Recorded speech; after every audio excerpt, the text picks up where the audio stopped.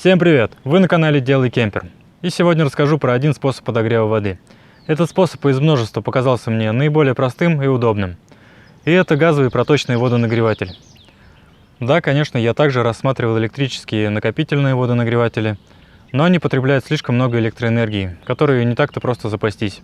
То есть даже если поставить литиевые аккумуляторы на 200-300 ампер-часов, установить мощный инвертор для водонагревателя, пользоваться каждый день горячей водой, освещением, зарядками, еще и готовить на индукционной плите, убрать из этого уравнения солнечные панели, вдруг плохая погода, и добавить сюда еще длительную стоянку, то автономность получается меньше 2 дней. А дальше придется искать розетку, либо запускать двигатель или отдельный бензогенератор, чтобы зарядить аккумуляторы.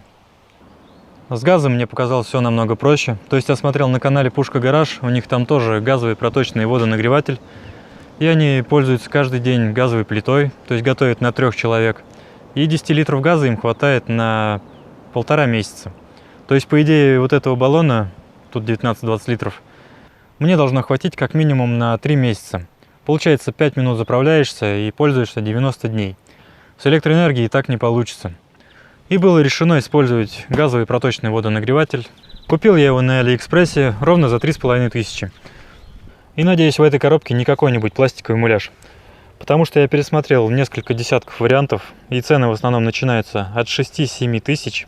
И даже если цена, например, указана 4, то доставка будет стоить еще 2-3 тысячи. И варианта бесплатной доставки там нету. Я уже, так скажем, приготовил сумму в 7000 и вдруг наткнулся вот на этот вариант. Цена там была указана 5200 с доставкой. И смотрю, есть вариант бесплатной доставки. То есть сама колонка стоит всего 3500. А это в 2 раза меньше, чем я уже готов был потратить. Я сразу же оформил заказ и через 11 дней забрал колонку в отделение СДЭК. Если кому интересно, ссылку оставлю в описании. Но прежде чем заказывать, лучше досмотрите видео до конца. Потому что я еще не проверил и не знаю, годный этот вариант или нет. Также купил композитный газовый баллон на 24,5 литра. Обошелся он мне в 8500 с бесплатной доставкой. И это был мой первый заказ на Яндекс.Маркете.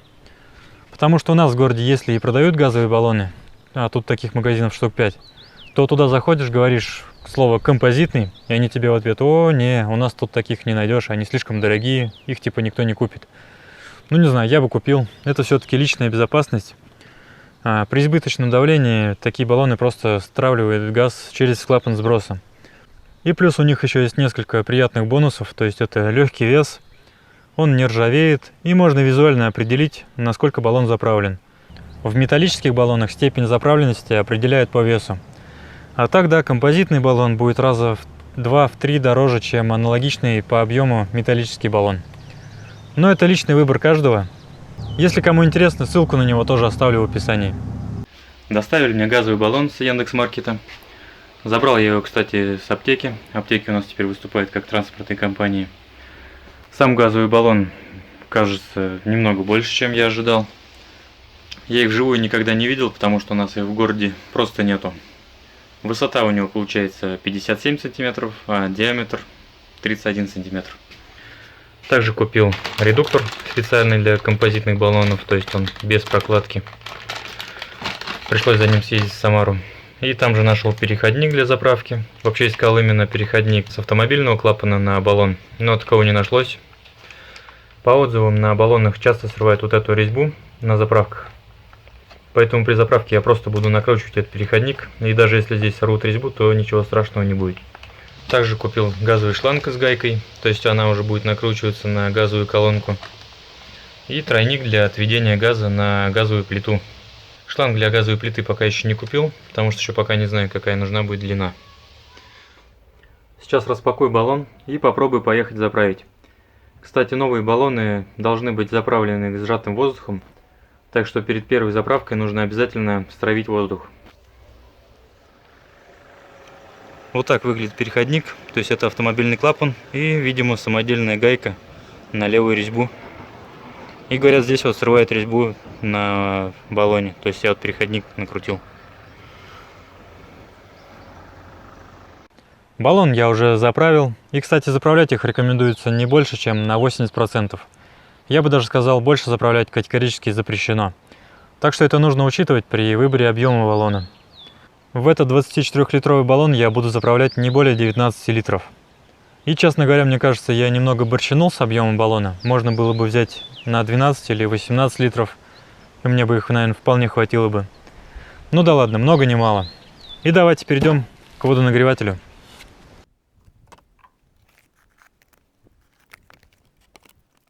Тут у нас сразу же находится инструкция по установке и подключению.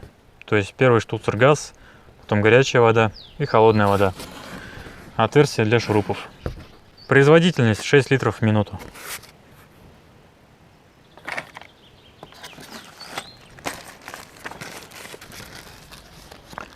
Гарантийный талон заполненный.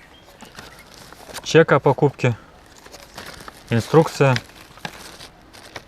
И несколько саморезов.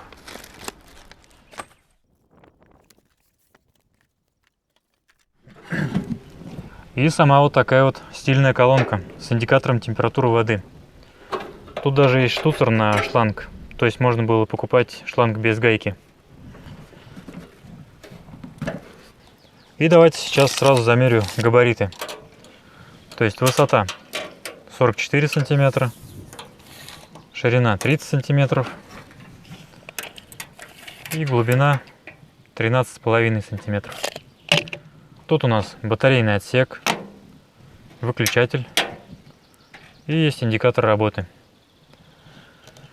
Видно, присутствуют капельки воды, видимо, перед отправкой проверяют. Есть сеточки.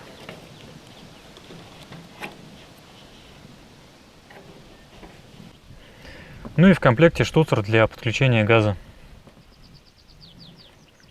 Сейчас соберу полностью водяную и газовые схемы для проверки. То есть я с собой взял шланги, насос, манометр, реле давления, смеситель, батарейки для колонки. То есть это size D, размер D.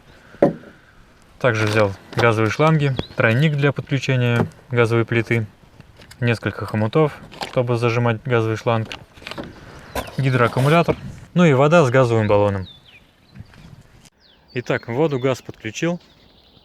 Вода уже сейчас получается под давлением 1,8 бара. Ничего нигде не протекает. На колонке тоже все нормально. Батарейки установил. Выключатель пока не включал. Тут хомутик затянул. Тут, кстати, вот на редукторе такая гайка, что ключом она не затягивается. Прокладки там тоже не должно быть, я так понял. То есть просто от руки затянул и пока все. Кран пока не открывал. Сейчас нужно как-то вертикально закрепить колонку. Еще один нюанс. Я забыл купить вытяжную трубу. То есть здесь выход под 90 миллиметров. И не знаю, будет ли она без трубы сейчас работать. А вообще я планирую отдельно для этой колонки сделать на крыше грибок-вытяжку. То есть, чтобы никаких угарных газов в салон не попадало. Ну, сейчас попробую как-то ее установить. Вот так, наверное. Поставил колонку вертикально. То есть тут ничего нигде не пережимается. И теперь можно включить выключатель. Так, открываю газовый баллон. Да. Слышно, отсюда пропускает где-то. То есть все-таки, наверное, нужна здесь прокладка. В общем, не подходит сюда этот специальный редуктор. Тут видно, что вот эта выемка, она просто туда не заходит. Да, жалко. А я ведь за ним специально ездил в Самару. То есть проехал больше 150 километров. И мне сказали, что любой другой сюда не подойдет. Оказалось, что именно он сюда не подходит.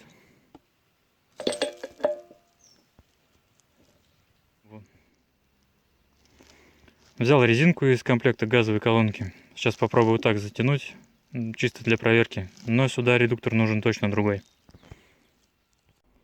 Так, попытка номер 2.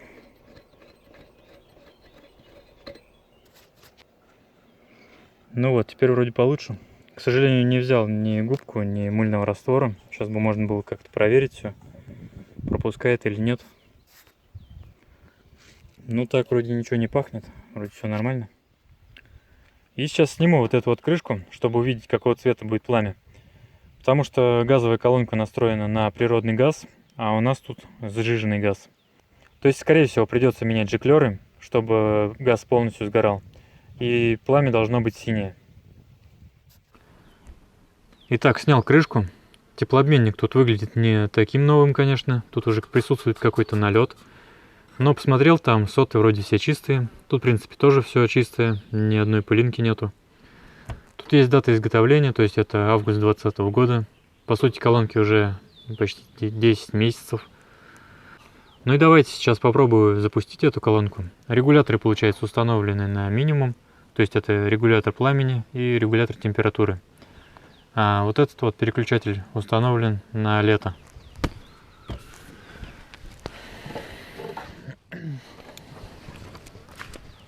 Так, включаю воду.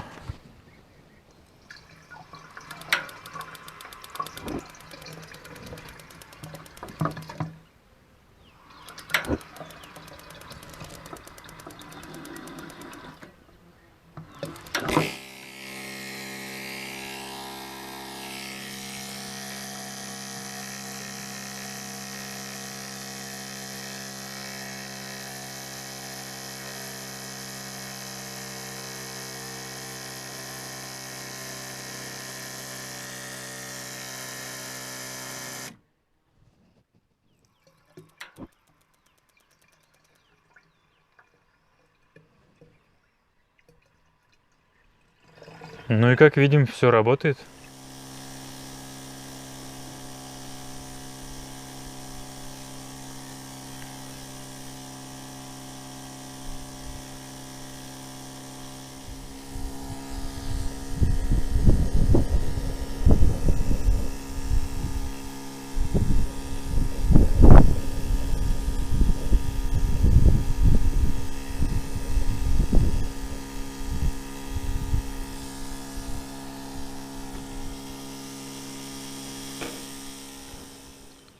Ну и как было видно, запускается все без проблем, с первого раза, даже без вытяжки. Температуру при этом держит 35-36 градусов. Но не знаю, было ли видно пламя, оно было желтое, то есть газ сгорает не полностью, и получается температуру тоже он не полностью набирает. А значит, нужно менять жиклеры вот на этой рампе. То есть нам нужны жиклеры с отверстием на 30% меньше, чем отверстия вот в этих жиклерах. Комплект жиклеров стоит около 600-700 рублей, он продается во всех газовых магазинах. Их без проблем можно купить, но на канале Vanlifers я видел такую интересную процедуру. Там просто запаяли вот эти жиклеры и проделали новое отверстие на 30% меньше вот этого отверстия. Чем я сейчас и попробую заняться.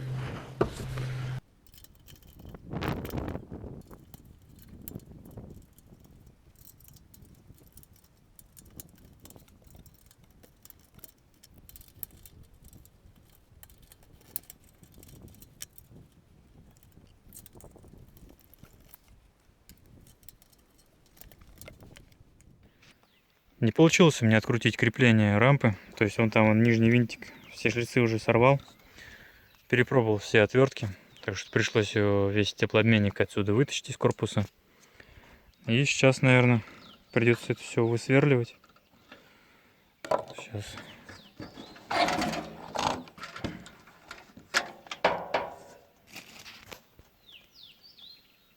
Вот он.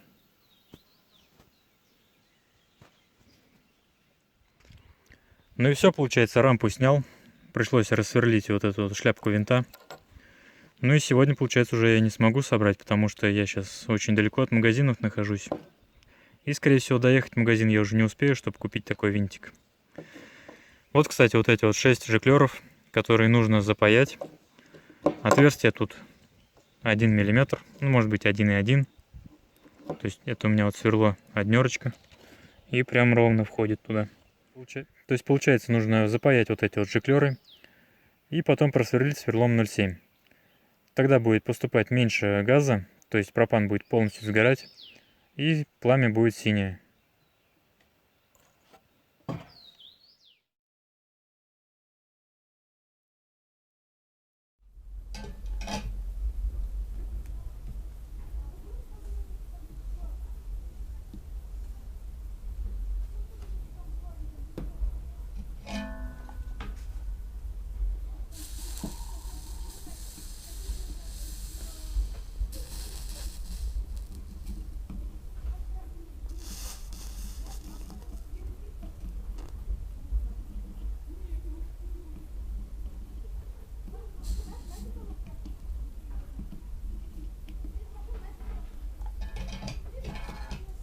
С паяльной кислотой все паяется быстро и просто.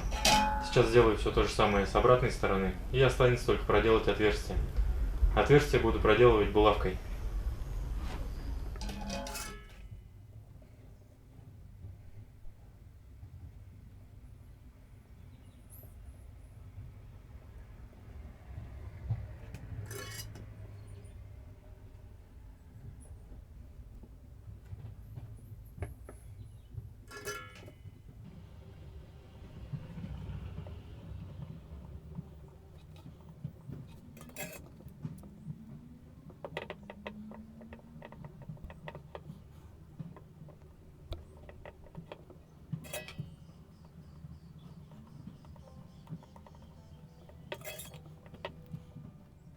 Итак, второй день. Винтик я нашел, рампу прикрутил.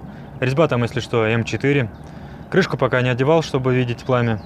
Ну и газ-воду уже подключил, так что можно запускать.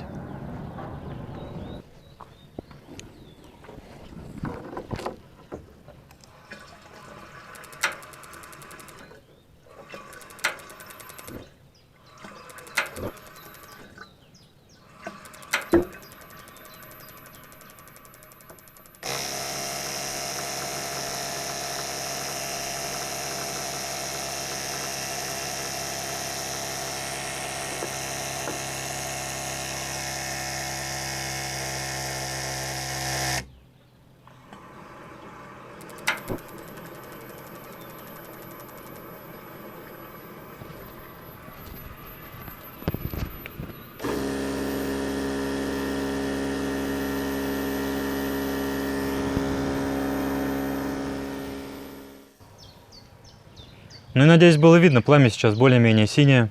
Конечно, еще местами желтое проскакивает. Возможно, есть смысл убавить диаметр сопла, то есть сделать 0,5 или 0,6 мм. Но пока оставлю так. Если что, возможно, позже этим займусь. А так при таких параметрах, получается, температуру он держит 38-39 градусов. То есть сейчас регулятор температуры я поставил на середину второго деления, а регулятор пламени сейчас стоит на минимуме. Этот переключатель также установлен на лето. В принципе, колонкой я доволен. Конечно, ее нужно дорабатывать под баллонный газ, но думаю, это не проблема. И давайте сейчас еще проверю газовую варочную панель. Для нее у меня есть вот такой вот тройник. И тут шланг. Также для электроподжига необходимо подключение к сети. То есть я вот взял инвертор и сейчас все подключу. Итак, газ подключил.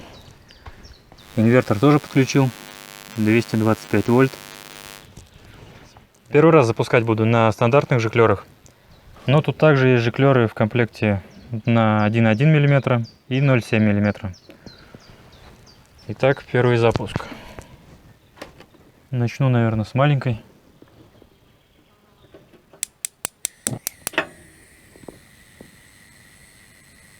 В принципе, горит синим, но языки пламени слишком высокие.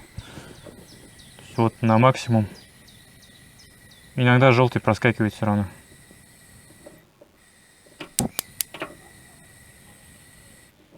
Так, теперь большая конфорка.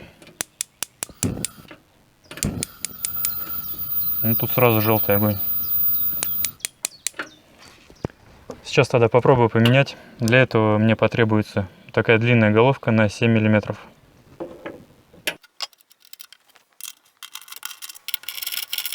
Выкрутил сопло. Получается стандартные номера 72 и 115. Сейчас попробую вот эти поставить. Итак, плиту собрал. И начинаю с маленькой конфорки. Получается максимум и минимум. Крайнее положение. Максимум опять. Минимум. Так, вторая конфорка. Максимум и минимум. Максимум. Ну, считаю, прям отлично. Желтых языков уже практически нету. Иногда, конечно, прям проскакивает, но в принципе не критично. И давайте сейчас еще попробую газ-контроль на маленькой конфорке. То есть большую выключаю. Маленькая горит. Все, пламя задул. Газ пока еще идет. Что-то щелкнуло. Газ идет. Все, газ перекрылся. Отлично. Ну, считаю газовую систему полностью собранную. Тут, конечно, мне нужно еще будет редуктор поменять. Я посмотрел, тут, видимо, обычный редуктор подойдет, то есть от металлического газового баллона. Тут, я так понимаю, это называется разъем КЛФ. Он сюда не подходит. Так, ну и что еще? Водяная система тоже полностью собрана. Сейчас она под давлением. Сейчас давайте еще раз продемонстрирую. Колонка зажглась.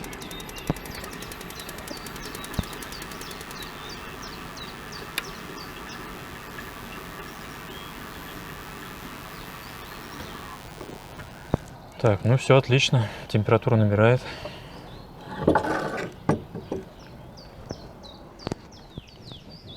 Ну и на этом, думаю, все. Обе системы полностью работают, и их уже можно уверенно устанавливать в фургон.